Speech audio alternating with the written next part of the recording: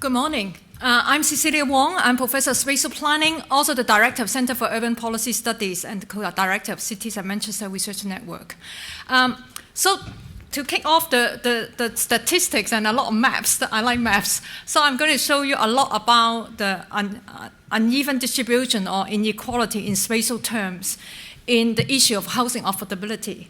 So why choose housing? Housing wealth, there's a Joseph Rowntree study in 1999.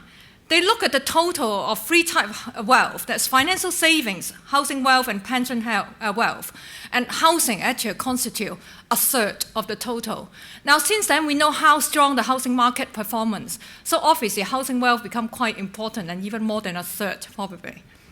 And Eva Cooper in 2005 actually also mentioned it. Many problems caused by inequality of wealth are really problems of poverty. After all, those with high incomes or high qualification and considerable borrowing power can worry less about their rainy day. So clearly, if you have a house that can actually be accessed, can serve different purposes and buy you other opportunities. And DCLG actually in 2010 commissioned a special report to look at housing wealth. And it mentioned that in terms of the overall distribution of wealth, housing wealth is a problem. It is not enjoyed by all, and as an asset, it has outperformed many of other vehicles households might use to strengthen their wealth holdings. So this is the backdrop. Now we're going to go through the story to see what happened in Greater Manchester. First, can you own a home in Greater Manchester? We look at it in the 2011 census. As you can see, it varies significantly. And the statistic is, in some neighborhoods, only 2.5% of people can own their home. And actually, in the most affluent part in Trafford, it's 96.4% in some neighborhoods. So we're talking about significant variation in there. And Greater Manchester as a whole, about 60%, England about 63%, so we're similar. But the variation is, if you live in Manchester City Council, about 38% people own their home. And if you move to Stockport, 73%. So we're talking about very different housing wealth distribution within Greater Manchester. And then looking at house price, even more interesting. I always like to set the scene of the national picture, so we can always then see, is it right, some of the commentary.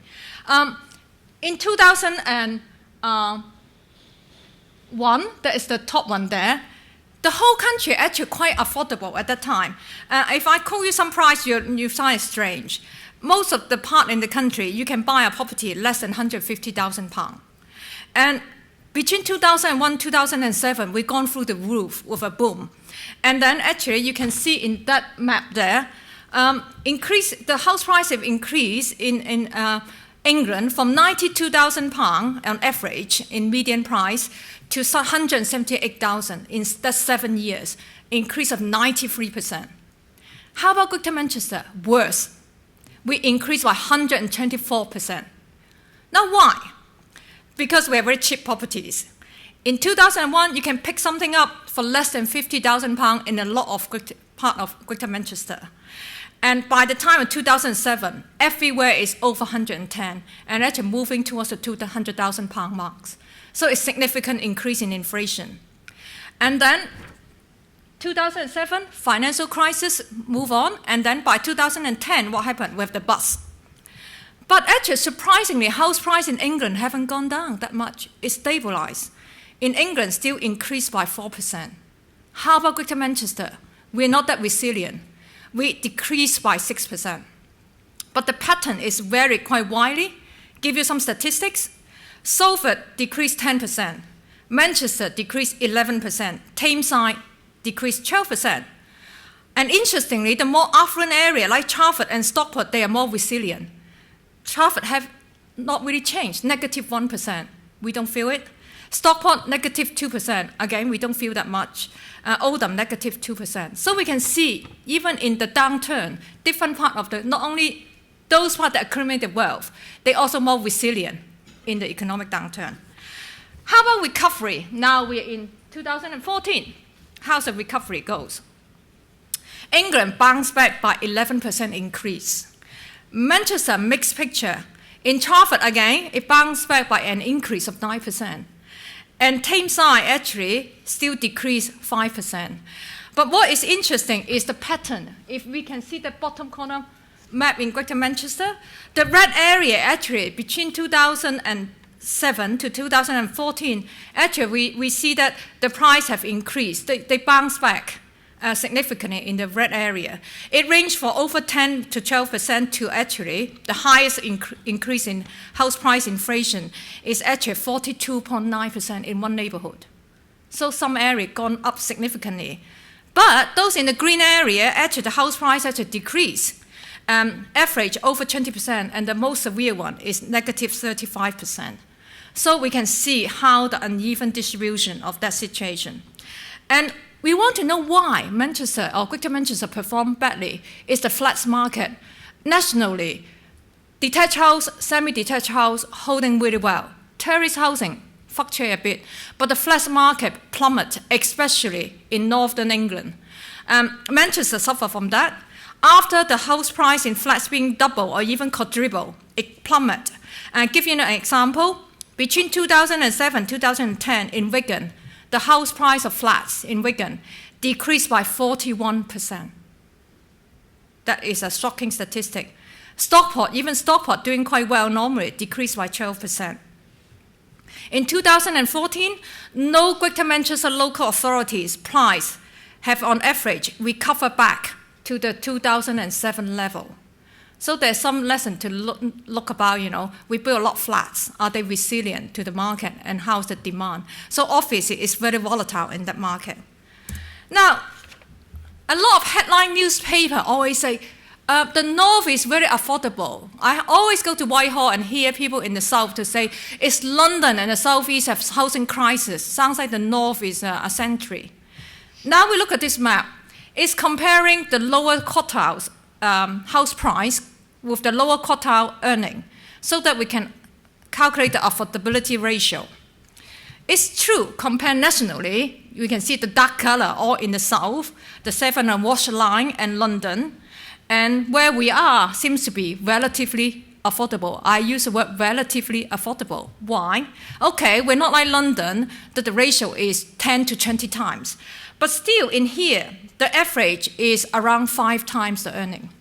If you consider people earning very low income, and would they dare to borrow 5 times of the money to have a mortgage? So is it affordable? That is a question we need to read newspaper carefully when they say it's affordable. Is it that affordable? And then worse, if you don't have a stable job, you don't have money to pay a down payment, you don't secure a mortgage from the bank, then you are doomed. Why? Look at council rent. We show it between 2006 and 7 to 2013 and 14. It increased significantly. While house price, we just show that it is stable or even decreased. And surprisingly, our council rent gone up by 42% in England, from 57.93 per week to 84.44 pounds per week. And in Greater Manchester, also significantly. We just talk about Wigan's house price, the flats, decreased by 41%. If you want to rent an apartment from the council in Wigan, it increased by 43% during that period of time. It's interesting, inflation don't gone up by 43%, but council rent increased by 43%. Salford increased by 46%. Stockport, 48%. So quite significantly, as you can see the bar graph, it jumped up. And some private register provider also provide rental to people on benefit payment. Again, we can see the price of that also significantly gone up. In England, it's increased by 38%. In Greater Manchester, less than that, but still quite high. The highest is in Trafford, about 44%. And if you can't even go to those are provider for council or the private register provider to social housing, the private market, as you can see, is very high. And interestingly, even Manchester earlier, we say that we don't have high home ownership, but that means it's filled in by private landlord. And the market is very high.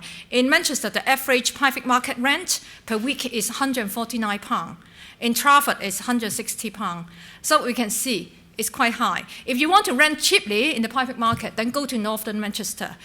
In Bolton, Rochdale, and Wigan, it's about £103. So they give us the picture. And this is quite interesting. If you look at nationally, the net rent pay compared to mortgage payment is much higher. So we are a country, actually, if you don't own a home, actually you pay more. We can see increasingly the differential. And then worse, if you look at this diagram, the money from housing benefit didn't go to council anymore. We used to think it go to the housing association. It's not the case. As you see, a third of it actually go to the private market. So there's another layer of inequality, is actually housing benefit payment didn't go back to the social public sector. Instead, it go to subsidize the private market sector. So it's actually quite important. Now we're building a northern powerhouse. We talk about transport, we talk about everything. We didn't talk about housing. Is housing an infrastructure? We do question that. I think we need to question that. I think it's quite an interesting quote from the DCLG report. Housing wealth can act to exacerbate or ameliorate other divisions and inequalities in life chances, such as education, health, social networks, and labor market position.